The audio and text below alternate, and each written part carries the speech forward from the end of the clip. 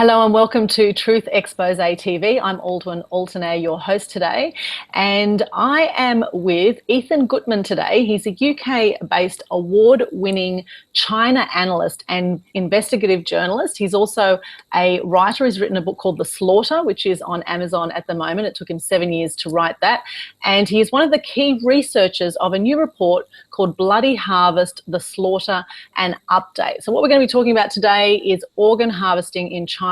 Did you know that there's about 100,000 organ transplants happening in China? And the source of these organs is quite horrific. So thank you and welcome, Ethan. Thanks for joining us. Thank you so much for having me, Aldwyn. It's great to get the message out. Thank you. Look, I was, quite horrified when I saw the film Hard to Believe, which is having its Gold Coast premiere here on Friday, and it showed quite a few interviews of people behind the scenes showing what's going on with organ harvesting in China. I didn't realise that most, if not all, these organs are coming from murdered prisoners of conscience. Can you tell us a little bit about, how you found out about this and why you're so passionate about this topic? Well, there's no single reason. I mean, that drives us into anything. And to be quite frank, in some ways, it's a very good story. Simply that. I mean, they're very powerful human stories that come out of this kind of conflicts in China. I mean, it's hard to dig them up.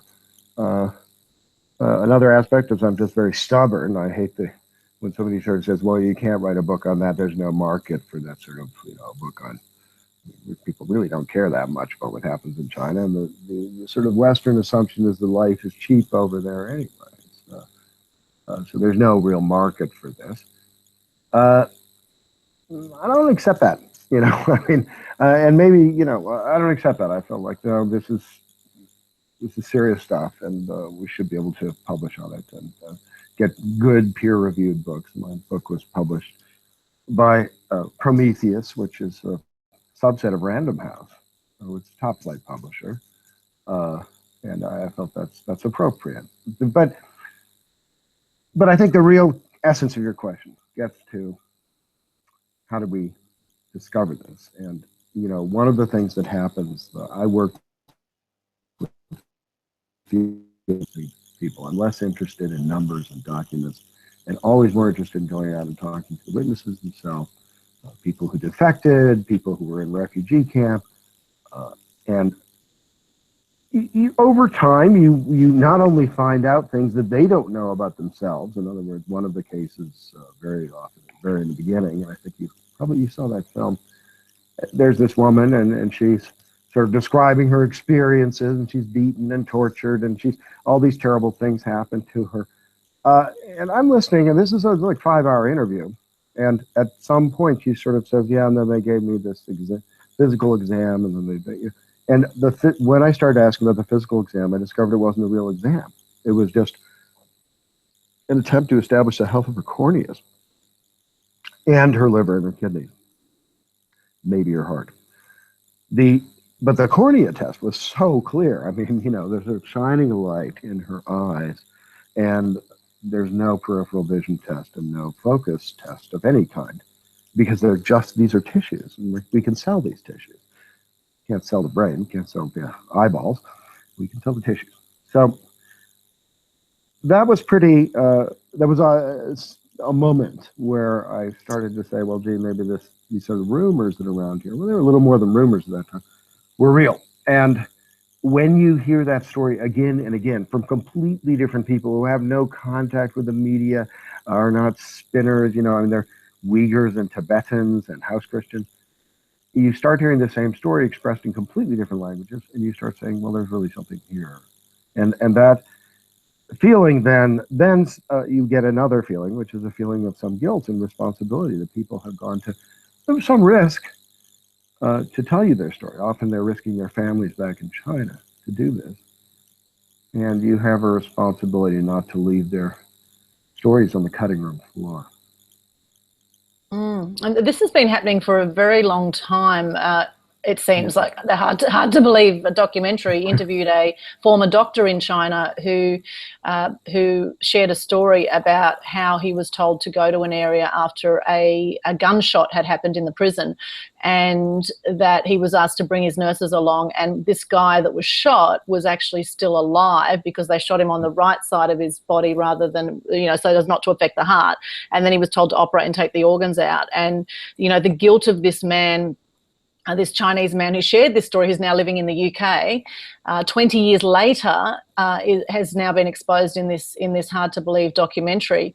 And I just find it absolutely horrific that this has been happening for so many years. And I mean, is this becoming even more popular now? Your report says 60,000 to 100,000 organ transplants every year, 700 hospitals in China. I worked it out to be about a $7 billion plus trade for China for this. I think that's very astute. You're right, and that we think it's about 8 to 9 billion. You're right. Yes, 8 to 9 billion, right? And the problem is here, in the Western world, or I know in Australia, there's like a 7-year wait for organs, and I'm sure a lot of people out there have no idea where these organs are coming from in China, and if they knew they were coming from murdered bodies, they might think twice about going there.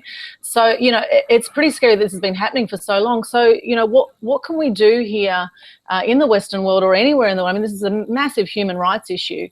What can we do to, I guess, raise awareness to help stop this? Well, first of all, there's a couple of components you mentioned, and they're really quite personal to me. I have an old girlfriend here in Australia. I haven't seen her for years. It's back in the 80s kind of thing, but I'm very fond of her. She was she's a very, very, very nice woman, and she was having liver failure, and she waited 5 years. Right at the end, she was liver cancer. She was in real final stages. She was simply going to die. She got that phone call. Her life was saved. It's now 2.5 years later. I mean, she's not in fantastic shape, but she's not in terrible shape either, and she's still her.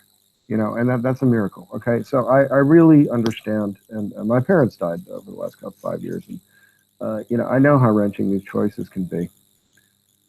But this is mass murder. This is mass murder of innocent people. This is mass murder of, we think of them as groups. Falun Gong, with their yellow shirts and uniforms and stuff. The Uighurs, they're Muslims in China. The Tibetans, Tibetans are well known to everybody. But the fact is, these are people who have lives, and they have children, they have families, and they have are wonderful people when you actually get to know them, right? And so we really have no right to go into a situation like China and do this. We have no right to support it in any way. And it's the first step for us, anyone in the West, I include Australians, and I live in the UK, and certainly for Americans, is we have to clean our hands before we attack China on this. This program is being run by the Chinese state. There's no way you can get up to 100,000 transplants a year. The Chinese state just doesn't know about it. It's just a few rogue doctors, right? No, this is run, this is understood at the highest levels of the Chinese Communist Party. This is going on, and there's probably some people who are directly making money off it. Now, what does that mean? Well, it means that we have to have clean hands when we go to the Chinese. We have to say, look, we don't have anyone going for our country. Only 3 countries in the world can claim that. Israel, they were the first ones to ban organ tourism to China. They were followed by Spain, and just recently, Taiwan. Look how brave that is. Taiwan has, do you know how many missiles they have aimed at them? I mean, it's thousands of missiles aimed at Taipei, their capital city alone, simply ready to go. And they go ahead and do this. Israel has, its software industry is backed up by Chinese investment, and software is pretty much one of their biggest export industries. They were willing to take a chance here because they felt like, look, as children of the Holocaust, we just can't do this. We can't have people going, exploiting the misery of religious prisoners being butchered for their organs. So I think Australia sort of looks at this and says, well, the Chinese are in here making deals, and and people have mixed feelings about that, and but maybe we should sell them the electrical company, maybe we should sell them Port Darwin, and so forth. You know what? I'm not here to give any advice on that, but I am here to say, you may believe China is a great investment. You may believe China is not a great investment. This is true too. This is true. And you must factor it in. And that means you start by cleaning your hands of your own involvement. You make sure your surgeons aren't involved with any Chinese money, right?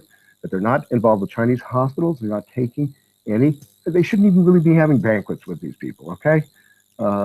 And then you move to the next step, which is then to take it to the Chinese and to the, to various things like the UN and so forth, and say, look, we really have to have a further investigation, and beyond that, we need to join forces with other parties. And in this case, the U.S. just passed a resolution, 343. It had 245 co-sponsors thereabouts in the House.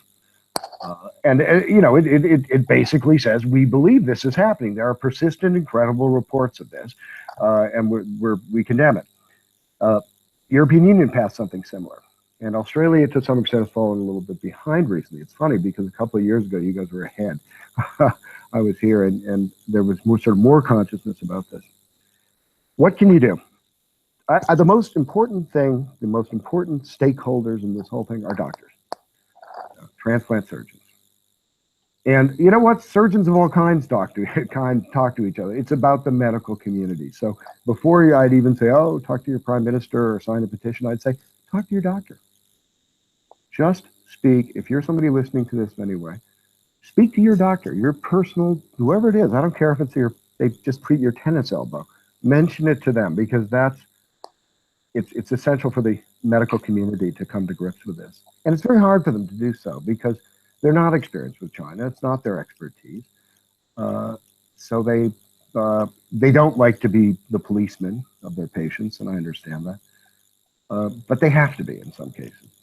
This responsibility has fallen to them to a great extent, to them and then to the politicians. Now, the Chinese government are saying that there's only 10,000 transplants done per year, whereas your report says around 60,000 to 100,000, possibly more transplants, and they're not saying what the source of these organs are. So, how do you get the Chinese government to speak the bloody truth? You don't. I mean, I think that's a fruitless task, all right? We're not interested in them getting them to, at this stage anyways, getting them to speak the truth. I think you're absolutely right. The numbers you just quoted are correct. They say 10,000 is their mantra every year. 10,000. That always sounded like a reasonably plausible number. And then it's still up there. No, when we actually counted up the hospitals, I'm just going to hold up the report because it's sort of physically fun to do that. Okay, so I'm going to flip through the pages here. Wow. It's 700 pages. It's 2,400 footnotes. Most of those, 92% of those footnotes go directly to Chinese sources that are sort of inside, obscure websites that Chinese thought they deleted, Nurses Weekly type of things. And what we found was looking at the individual hospitals and counting them up and looking at their own data, because within their, if they're not doing this for Western consumption, they talk quite freely about this. We had a record year of doing kidney transplants and liver transplants. Oh, we're so good at emergency liver transplants. You have surgeons and they're almost bragging about, well, I did one surgery a day last year. Every day I did a transplant. 250 over the course of the year. And when you add those numbers up, and I even actually, as we sort of divvied the report up between me and David Kilgore and David Matus, and I did the estimates that you're referring to, the 60 to 100,000, and I even really put a discount in there because I've lived in China for years, and I know that people tend to sort of say, they tend to exaggerate by about 25%, whatever they've done. They're 25% bigger than they really are. They made 25% more money. I don't think people just outright lie as much as they often just pump up the number a little bit, even internally. And so actually those numbers are discounted. Yeah, we're very confident about the 100,000, and the 60,000 there is kind of as a skeptic's number, and it's a calculation people could do themselves. It does open up all kinds of questions, because the Chinese are claiming that they've got some voluntary sourcing now, and I believe that's probably true, but I think it's in the low thousands. Can I give you an example on that? Sure. One of the examples was that they have voluntary centers. It's not popular to donate your organs in China. There's a lot of beliefs about karma. It's one of the sort of traditions, if you like, that you don't mess with the body after death, or before death. Now these centers where you come in and sign up and volunteer your organs. We had a bunch of researchers just call them. They'd call them every day. They'd do it for months on end, and the phone would ring and ring and ring. They're calling every center, and then eventually, after a couple of weeks, somebody would pick up. And they'd lead them into a conversation. They couldn't always, but often they did lead them into a conversation. They said, well, how many people had signed up since you started? And they'd say 5. And we're like, this is a 1.4 billion people, and you've got 5 people to sign up. You're in a metropolitan center that, I mean, if you took Sydney, Adelaide, Melbourne, and stuck them together, you'd get one sort of normal-sized Chinese city, right? Brisbane too. You could throw that in the mix. I mean, unbelievable. And there's no way that's not a lie. That's the truth. So they're not getting these voluntary organs. There is a possibility that the number of convicted murderers and prisoners, if you like, the rapists, murderers, and so forth, are higher than we thought. But the problem there is that they often have hepatitis, and you can't really you don't want to pass hepatitis onto organs. Now, the organs of choice, and this came out through several doctors who went on the record, are Falun Gong, mainly, because they don't drink and they don't smoke. And they do practice kind of a healthy lifestyle. They're clean living, right? So, that's probably the bulk of the victims. The Tibetans too, and to some extent, a little lesser extent, Uighurs, because Uighurs, in my experience, are fun-loving. They're a lot of fun to hang out with, and they may be Muslim, but they drink and smoke quite readily, as I've experienced and enjoyed their company many times. We don't know the house Christians, but we are able to draw the conclusion that at least the majority of these organs are probably Falun Gong. This is really, I mean, it is one of those things that it is highly disturbing. It's been a kind of a slow motion genocide. This hasn't all sort of happened all at once. As you pointed out, this really started, the organ harvesting of Uighurs started in 1997, but it was very small, just a handful of high-ranking Chinese Communist Party cadres looking for healthy organs from the political prisoners. But in 2001, our organ harvesting of Falun Gong kicked into overdrive and really became, it led to the explosion of the transplant industry. And, one of the things that's in this report, I'm not suggesting people read it, it's more like an encyclopedia. I'm suggesting they look at it for 10 minutes and just sort of get a sense of the volume. But one of the things we have is all these pictures of these hospitals. And I mean, these are extraordinary places. They are like temples of death, okay? Transplant teams marching down through the city that look like a football team, entering the field. I mean, there is such confidence that this sourcing will continue into the future. I mean, it's like the confidence people have in fracking in Australia. It's just, it's going to be there. It's going to be there. No problem. There is no peak oil. There's no peak fracking. Well, there's no peak organs in China. Right? And so I think that is what I recommend, though I really wish people would look at my original book, The Slaughter, because it's a good read, and actually deals with a lot of the whys and how this happened. Not only how did this happen, but why did it happen? That's the central question for most people. Because Falun Gong only started in 1991, so that means by 2001 they're actively harvesting Falun Gong practitioners' organs, and not just the people they're taking to prison, but they're actually blood testing people in their own homes, which I saw on that documentary. I was horrified to see as well.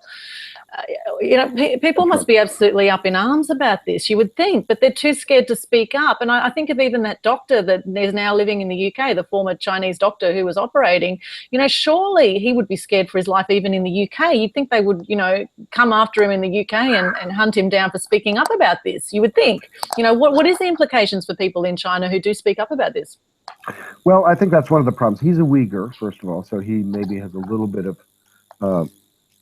protection, and I don't believe that his family has suffered consequences. He kind of tested the waters on that before he came out with this, and it really did happen the way it's presented in the film, is that he, I was giving testimony in Westminster, and they opened it up for questions, and this guy stands up, right?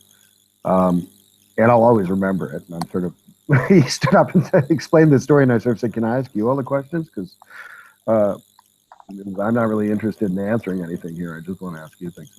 And, the fascinating thing was that there were parliamentary staffers around and so forth. They just left. They didn't wait around to ask this guy questions. I mean, this is a sensational piece of information. How to explain that? I don't know. The film kind of goes after that. Why are people sort of letting this happen?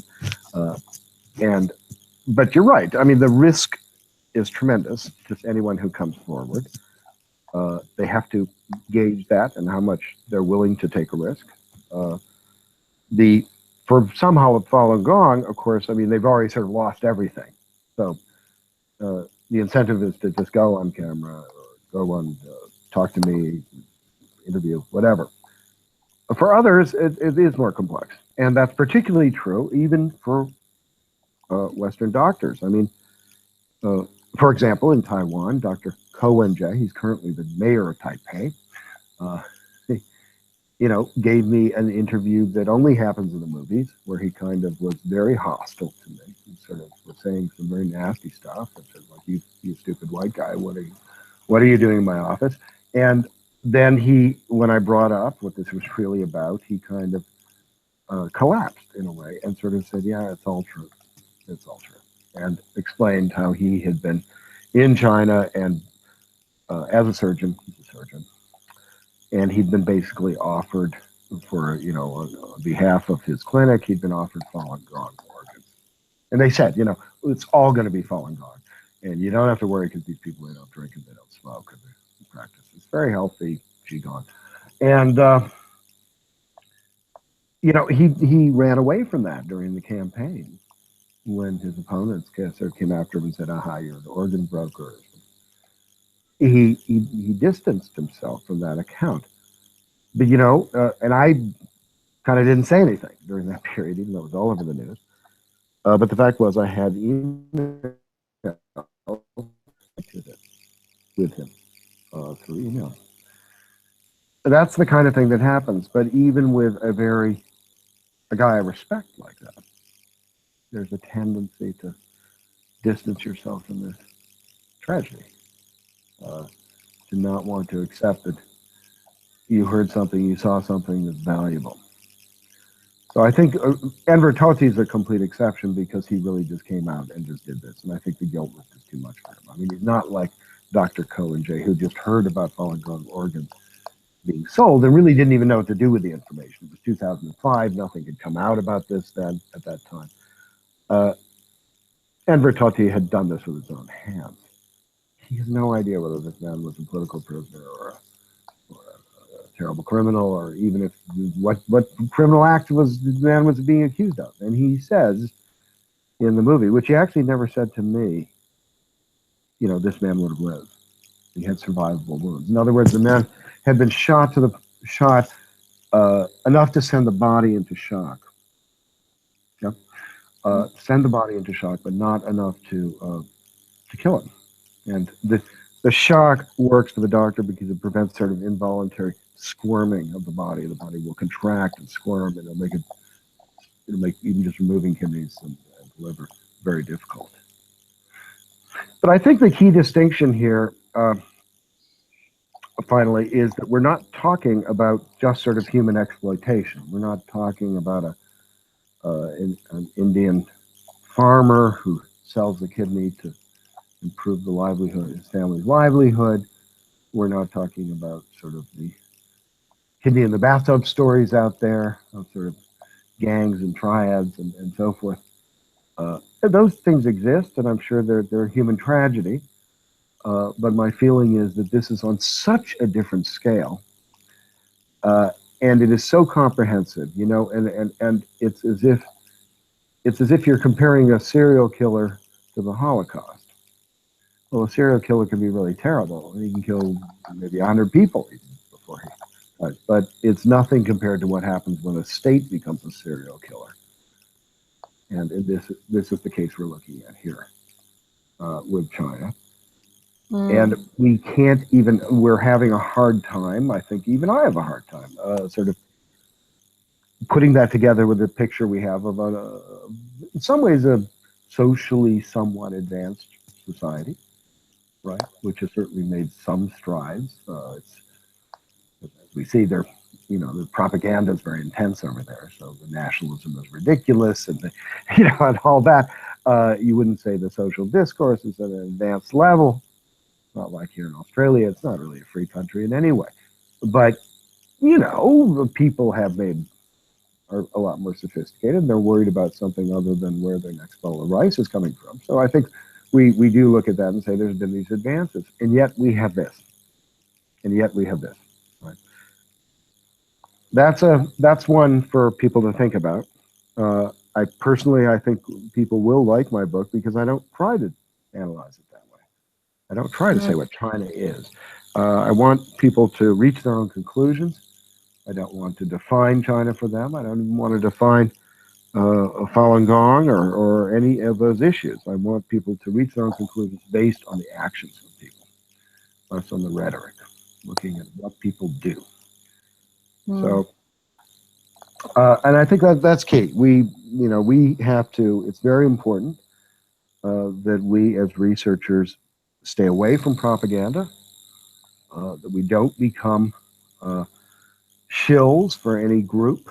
I think it's important to note that David Kilgour is the most elected member of parliament, I think, in Canadian history, and he was Asia Pacific Secretary of State.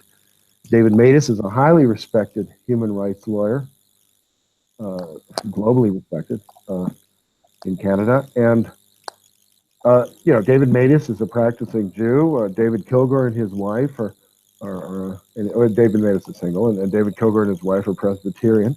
And I'm as religious as a cabbage, and frankly, my wife is a lapsed Catholic,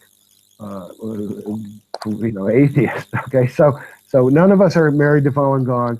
None of us are financially involved with Falun Gong or Uyghurs or Tibetans or anything like that. And that is not what's driving us. And I think it's important to recognize that we are objective voices. Actually, we may be passionate objective voices, but it's possible to do both.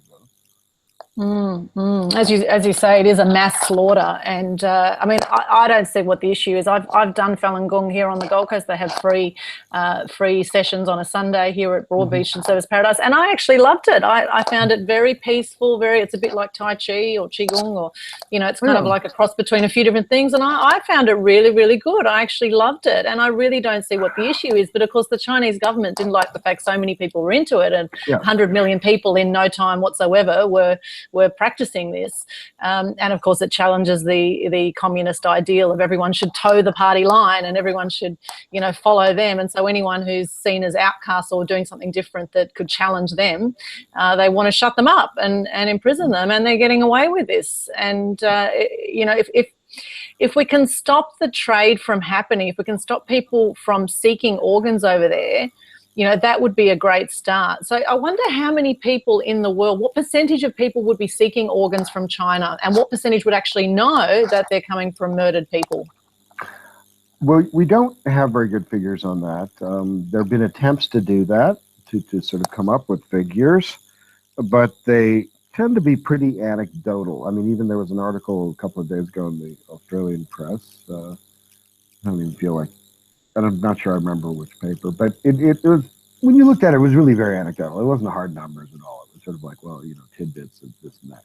But my general impression, for what it's worth, is the majority of foreign organ tourists to China are usually coming from South Korea, Japan, okay, Malaysia to some extent. They were coming from Taiwan, and of course a lot of the Gulf states, right, rich Gulf states and so forth. And I'm sure there are Russians as well going to China, but they're also coming from here, from Australia. We don't have a count of them here because that's considered medical confidentiality.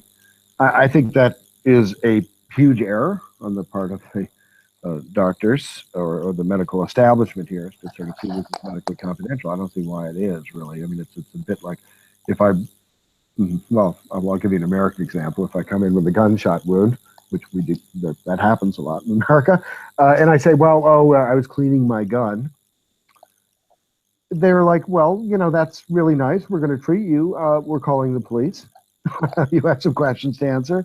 As soon as you're feeling better, you'll talk to them. If I bring in maybe an example that's a little more Australian, if I bring in my son and he's got a black eye, and I say, well, he fell downstairs. They don't just accept that, right? It's like, well, we have some questions, okay, to ask you. Now, the point here in this case is not to attack people who go to China and get an organ and treat them as criminals. That is not the point. In many ways, they're kind of victims of just a terrible situation. But the point is, at least could we have the numbers? Could we have some sense if it's 10 people going a year or 50 people going a year? I mean, that is a reasonable start to this, so we can get some sense of the scale. And that is not really that difficult a lot to change. It's just people won't like what they see because it's usually a bit higher than people expect. It's interesting. I live in UK, in London, right? And I talk about this at Westminster quite often, and conservatives have gotten very interested in this issue. So I went out and I was able to interview a guy in Birmingham who went and got a kidney from Xi'an Military Hospital. But we did. It took him about almost 6 months. He speaks Chinese. He got it for a very low price, £3,000. Really amazing, right? Well, it's the Chinese connection. And, people were so shocked, like, really? Somebody went to, it's like, well, yeah, of course they're doing it. We went to, we sent a FOIA request to the hospitals, all the hospitals that had transplant patients in the UK. And they came back and said, well, all of them said medical confidentiality. 5 of them said, well, medical confidentiality, but, we tried to tell them not to go. That's not good enough. We need the numbers here. But this is what you just asked is a perfectly legitimate question. It's a legitimate question for the world. It's a legitimate question just as a human being, right? Now, I'm not saying even if you were to cut off all the organ tourism in the world, that it would really change China. I can't say that.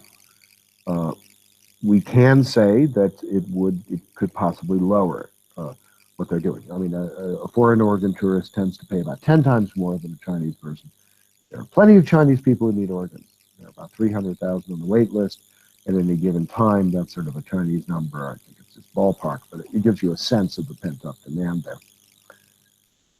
So I don't say that it's just a question of removing the, it's not like drugs or something. It's you just remove the rich people buying it. And this obviously doesn't just have a meaning about money. It's an attempt to destroy political enemies of the state. So we can't, I don't want to oversimplify it. But again, where do you start with something? Well, you start by cleaning up your own behavior, making sure that it's you're in a position where you can speak with some force. Can I give you just a quick example on how that works? Secretary of State Hillary Clinton announced a policy, a Global Internet Freedom Initiative. That was back in 2008, I believe, or something. And it was stillborn. It got nowhere. Why? Well, because the truth was that we had Cisco Systems who built the original firewall in China and had also created a surveillance network for the Public Security Bureau, and they had serviced that network. Well, even more well-known was that Yahoo had given up a Chinese reporter to the Public Security Bureau, the secret police, essentially the Gestapo, And Google at the time was still running a censored version of their own search engine, right, in China.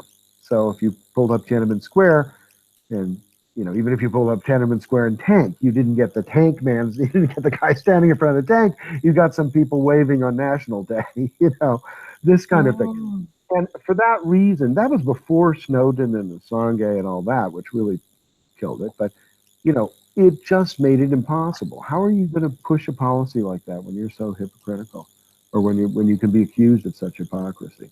This is much easier. We don't have that many we have a few Western companies who've gone in and kind of exploited this human tragedy. Roche of Switzerland has done clinical trials of transplant patients on the mainland. Okay. TFP Ryder Healthcare, that's a UK company which does architectural firm, has been trying to build a transplant center in Dalian. Well, I mean, that's pretty bad. I mean, okay, these are really bad. I don't know about Australian companies.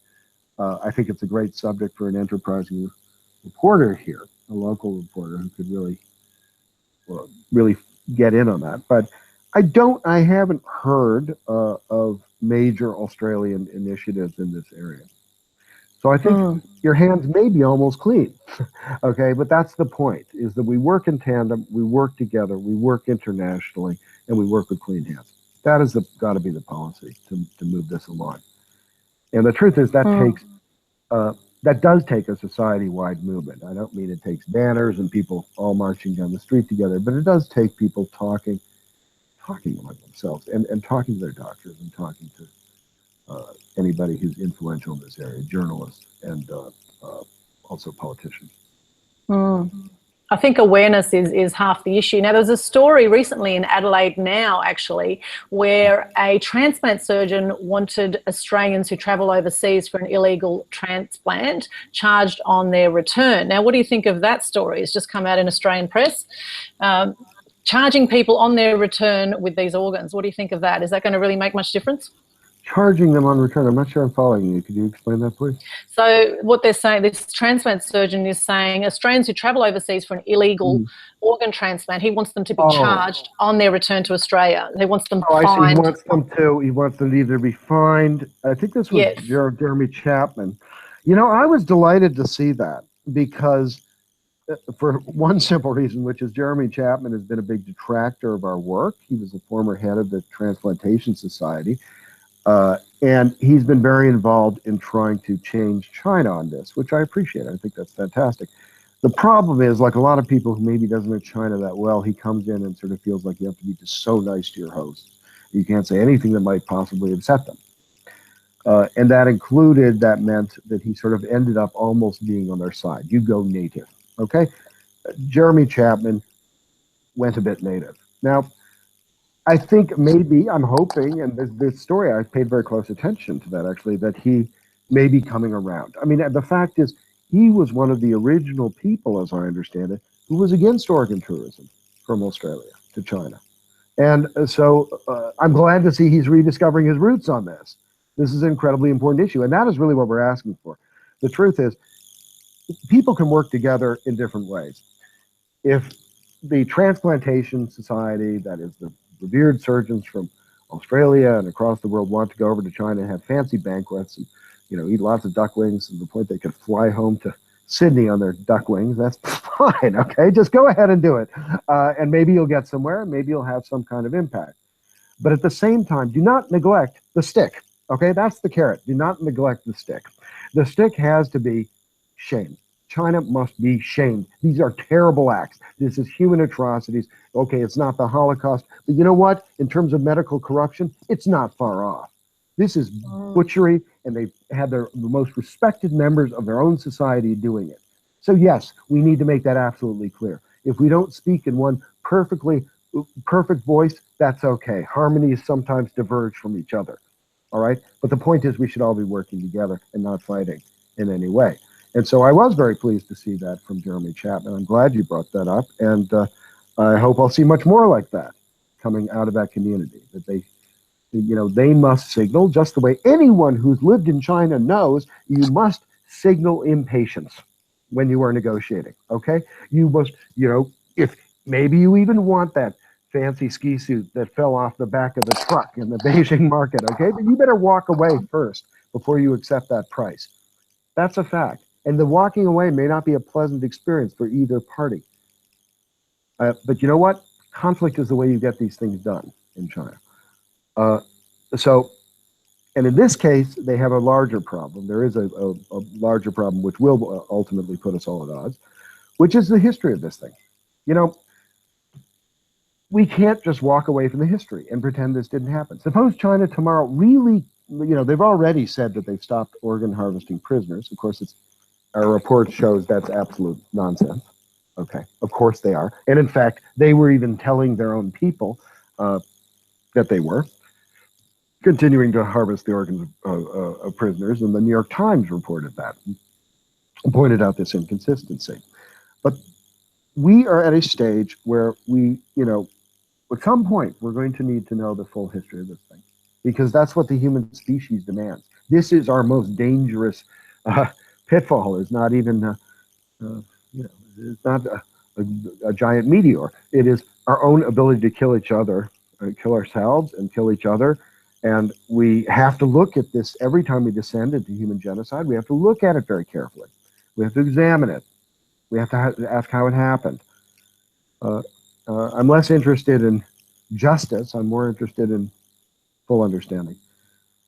And so we can't make the deal that the Chinese want, really, ultimately.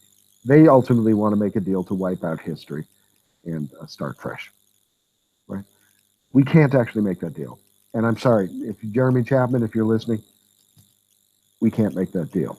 But until we get to that point, let's at least stop it first, and then we can discuss go to the next point. Yeah. What's it going to take for the rest of the world to follow suit, like Israel and Taiwan, and was it Spain, the other country that's banned organ harvesting? Spain, yeah. Spain, yes. So what's it going to take for the rest of the world to hop on board and join in that fight? Is your report going to be going to any, you know, influential people that could maybe make some decisions in this area? Oh, I'm very optimistic, actually, strangely optimistic, because actually when they were beginning that film, which is called Hard to Believe, really quite a depressing film. It doesn't end with, you know, a Motown soundtrack and, you know, sort of feel good song. No. In fact, audiences don't respond that way. You know, you're waiting for them to applaud. They don't applaud because it's a depressing subject. But you know, it's actually, a lot has happened since that film came out, and that wasn't just a year ago. Well, back then we weren't getting any real coverage. Now CNN, Times of London, Daily Mail, Globe and Mail, the New York Times, essentially, of Canada, did a fantastic story. So there have been a lot of stories coming out about this report, about the new information. The second thing is that it was very significant. Congress held a hearing. I was one of the witnesses, so was David Matis. David Kilgore was present, and also Francis Delmonico, President Emeritus of the Transplantation Society. And they held this hearing because, you know, some of the best China experts are in Washington, actually. They don't tend to be the congressmen themselves, they tend to be staffers. But these people are really sharp. They're long-term, they're probably better at this in many ways than I am. And behind those staffers are Chinese researchers. And they are some of the toughest guys in the world. I mean, you know, they're pretty cynical about stuff you bring in. They know they're very systematic. And I sat down with those Chinese researchers and said, here's our new report, you know, fire away, hit me with any skeptical question you want. We spent hours on it. They came back, they said, okay, we're going to look at it some more. They came back and said, okay, it's okay to have a hearing. They said it was kosher, essentially. They said, well, we didn't like this or that, but most of the, you know, 99% is good. That's very significant. That means it can stand up to the kind of scrutiny. This ultimately, investigative reporting is not about sneaking around, pretending to be secret agent man and kissing the wrong lips one day and a bomb cut up in a Bombay alley next day. It is about a lot of tedious work in many cases. It's long interviews with refugees looking for just that one little fact or that one little incident. It is about going through these hospital records. It's extremely tedious, and so I think it's important for people to understand that, and I believe the media is not quite as irresponsible as all that, and they're beginning to get the sense, okay, hang on, this has been around for a long time. It keeps coming back like a bad penny. These people don't go away.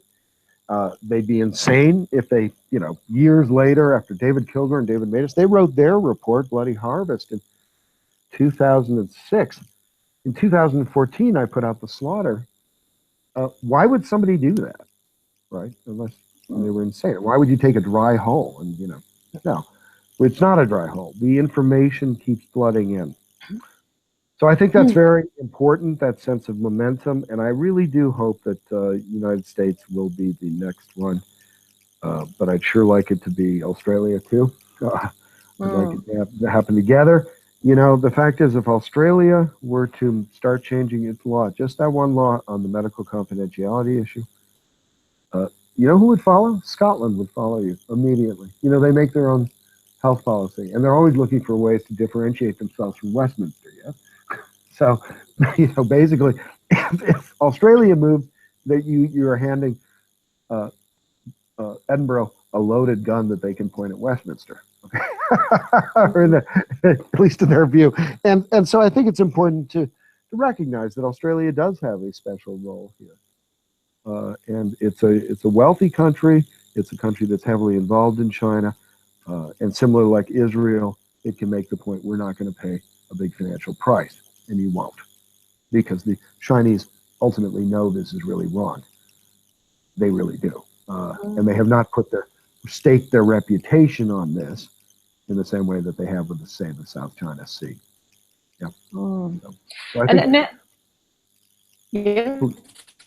Please. Aldwyn. Yeah. Well, now with 4D organ harvesting or organ processing now, where they're actually creating organs now, 4D with cells, with stem cell work, etc. How is that going to impact this whole trade, and how far has that come with technological advancements now? Do you know? I don't know exactly, though. I must admit I'm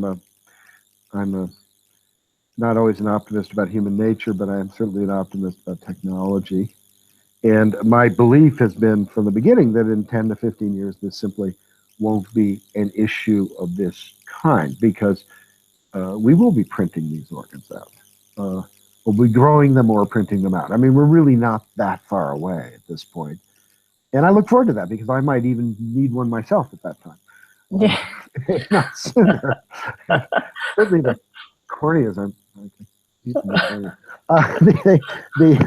if you notice the reading glasses, they're just... So, I mean, I don't mean to joke about it, but, I have this feeling like, it's funny how the karmic cycle is going to come around on this at some point. The point is that, yeah, you're absolutely right. I don't think, and that's why I've always said, look, this isn't just a medical story. This isn't some story about just medical ethics. This is a story about genocide. This is a story about mass murder. This is a story about religious persecution. It's a story even of bigotry. I mean, one of the reasons the Falun Gong have been treated so shabbily here is because of kind of bigotry. I mean, people are sort of like, well, these people are religious, and I don't know what their religion is. I don't, well, you know what? Actually, it's a very Buddhist religion. It's very simple principles of truth, compassion, forbearance. I mean, these are very reasonable ethical values. In fact, they're pretty positive ethical values for China, in my opinion. I've been around a lot of Falun Gong practitioners, and as I say, I wish they drank and smoked, but they don't, and at least they eat meat. And, they're quite, most of them are quite pleasant people to be around, and a lot of fun, and they're very thoughtful, and they do try very hard to live with these principles. I don't understand that's one thing that really does bother me, is this sense that anybody who's religious in this day and age, they're just a target. They're just a target, right? Unless they're Muslim, and then we're worried about making them a target. I mean, so there's a lot of something very unappetizing about the way this has been handled on a social level. And I'm glad to see it started changing. I'm here in Adelaide, and we had a screening of Hard to Believe the other night. It's, you know, there were about 70 to 100 people there, a lot of students. The questions were great. Some of them were skeptical. That's no problem. I mean, it was good. It was, this is what we want to see. We want to get these issues out in the open. And, you know, I'm looking forward to something similar in Brisbane. And I'm off to Perth and also going to Wellington in New Zealand as well. So I do find this process of sort of opening minds to be exciting. And again, I encourage people, anybody who's hearing this and feels sort of skeptical or has doubts or concerns, I encourage them to go too, because this is not just supposed to be about true believers. These are toxic allegations. They're outrageous allegations. Make no mistake. And you know, I encourage them to read my book. It's downloadable. You know, just go to Amazon and there's a reasonably priced Kindle edition. I encourage them to read the book. The report is free out there. It's not a great read. It's actually dull as dishwater most of the time, but it's at endorganpillaging.org. That's just endorganpillaging, one word, .org. And I believe that, you know, that kind of, what we're asking for is involvement. You know, you get involved. You know, and then, you know, by the way, there's a huge web presence which has grown about this, and it's real, and it's on social media a lot now. That comes out of End Organ Pillaging, out of the same center. We've got a very good video guy who made a very funny video of me walking around like a tough mafia guy. It's hysterical. It got shared 70,000 times, I think. So I mean, there's a kind of a growing interest. But I think one of the mistakes that was made in the past was a lot of the people are from China, and they sort of don't understand how the Western system of debate works. It's like you have to grapple with the skeptical questions. You have to be willing to take a punch and punch back, and you know, that's okay, and you can still be friends at the end of it, right? That's the way we work. That's the way we work. Yeah. How long did it take you to do that report? The report, you know, we actually all started on it in a funny way in different times before we sort of agreed to really sit down and do it. And it was over a year.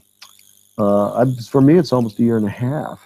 That when I first started working on some of that hospital data, you know, I had Chinese researchers coming to me and showing me this stuff. And when I first looked at it, I just couldn't believe it. And I said, it was like falling into an abyss. I mean, here, I'm somebody who's done this and studied this, written a book on it, and I could not believe it. I mean, they had two hospitals that had like 500 beds. Okay, let me tell you what that means. 500 beds that are dedicated to transplants. I mean, they could be used for other things if there was a huge pile up, a traffic accident or some kind of explosion like they had in Shenzhen, then I'm sure the hospital beds are fungible, they can be moved around. But these are dedicated transplant beds. They're there for transplant patients. Well, okay, how long does the average transplant patient stay? Well, 20 to 30 days. Usually more like 20. Okay. What's the occupancy rate of the beds? Well, this is where we got very good information from the hospitals, because they're always talking about their occupancy rate. In Shenzhen Central Hospital, they had 131% occupancy. In other words, they said, we are putting people in hotel rooms. Okay, we're putting people in hotel rooms. We're performing these operations. But that tells us that they're doing at least 5,000 transplants per year. Because you've got 5. So I think we have to really take these things into account. And we have to, you know, these numbers are shocking. And they're not going to be easy for the Chinese to explain or get out of so easily. So I think that's what you're beginning to see in the press here in Australia. I think you're going to see sort of an organ harvesting story every day for the next, maybe every couple of days for the next couple of months. And hopefully out of that, enough momentum will build to see some changes in policy. Well, look, I think every little bit helps getting the word out for everyone who's watching this right now. You know, if you just like and share and comment on this video and let your friends know, and hopefully they'll let their friends know. And if we just raise awareness like that bit by bit, the ripple effect of that, I think, will help a lot. What are some other things we can do? We do need to wrap up soon. I know you've got a plane to catch. Some other things that people can do on an individual level, just people watching this, you know, what can they do to help? Well, they can do things like this. Let's say they were a student and they, you know, a bit social. They can get a copy of Hard to Believe. They can talk to the company which did it, and they're very reasonable about it, putting together showings of it, screenings, right? And that can be a lot of fun. And then there's a couple of experts here in Australia who can be brought in either by Skype or actually physically in, depending on where you are. So that can be a pretty interesting way to do it. And it is this kind of movie which I wouldn't say it's always the most exciting movie, but it does tend to stimulate discussion. I've seen this again and again, is that afterwards people really hunker down with it, and it particularly medical personnel. Okay, so if you have nurses or doctors there or orderlies, people who are somewhat exposed to medical things, they really take this very seriously after they see that film. Even though the film isn't as detailed maybe as it could be. And so I just say that that's a good way to go. And then finally, I just add that, again, talking to your doctor, and then the Greens, David Shoebridge, who's New South Wales, he's representative of New South Wales, has done a fantastic, really put together a terrific law on organ tourism in Australia. And it's a very well-written piece. It got nowhere, well, because the Greens don't have that many allies. They had some allies on the hard right, and they had a little bit of allies on the hard left, but the middle is always like, well, you know, money. There's money in China, let's concentrate on that. So I think, you know, it's important. I won't say go out there and vote Green. I'm not suggesting to vote for a particular party, but I am saying, you know, this is the kind of thing you can say is why aren't you working with this very reasonable bill, which would have gone, you know, state by state basis, in the same way that nuclear-free zones were put up during the Cold War. You know, it was local. It was a local approach. You didn't have to change the national policy. You changed the local policy, and eventually the national policy kind of followed. So I think there's a possibility of doing something like that here. I find that a very exciting approach. That's why I mentioned Scotland. Okay, that wouldn't change all the UK simultaneously, but believe me, it would put tremendous pressure on the rest of the UK, right? So I think we have possibilities to do this, and there's flexibility, and more and more I can see, you know, traveling around Australia this time, what a creative place this is. And people want to get involved, and they're good at getting involved, and they're good at building things and building coalitions. So I would say, you know, we started a few structures: parliamentarians against forced organ harvesting, doctors against forced organ harvesting, and it's up to you to maybe there could be a college student against forced organ. I mean, whatever it is, I'm sure it can start. And I don't want to be the one to tell people how to do that. That's not my job. My job is to try to sort of identify this information and hopefully appear as a reasonably credible source on it. Fantastic, Ethan. Thank you so much for being with us today. And of course, you're coming to the Gold Coast on Friday. Yes, I am. No, yes. I'm coming today. I'm coming today. Are you coming today? Fantastic. Yeah, okay. So, I think I am. Yes, maybe I'm going today. No, I'm going today. Okay, I'm going today. You're coming today. Fantastic. And you will be on the Gold Coast for the Gold Coast premiere on Friday night at 6:45 at I see. Griffith University. Yes, Griffith University. You'll be for the Hard to Believe. Yes, I've heard of it. The hard to believe screening. It's $14 for tickets, and I will put a link to that up under this video on YouTube and on social media, so you can attend that and come and meet Ethan in person. Thank you so much for being with us, Ethan. Any final words? I know you have to run. It's been great to have you here. No, I just wanted to thank you so much for doing this. You know, it's this kind of in-depth and extended interview with intelligent conversation. This is what changes things. This is what changes things. Everybody thinks it's a soundbite. It's not. It's this kind of interplay that makes the difference. So thank you. Thank you so much. I'm very honoured. Thank you. That's very touching, and it really has been a pleasure. And of course, if you're watching this, please comment, like, ask questions. We'd love to get the conversation going and connect with you on social media. You can join Truth Xpose TV on Facebook, connect with me personally at aaxpose.com, or just Google Aldwyn Altuney and you will find me all over the social media. Love to connect with you. And of course, Ethan, and get Ethan's book on Amazon, The Slaughter, and come and, if you're on the Gold Coast, we'd love to see you Friday night. Thanks once again, Ethan. I'll let you fly out to the Gold Coast. Okay. Look forward to seeing you, and safe travels. All right. Thanks a lot. Bye-bye. Thank you. Bye for now.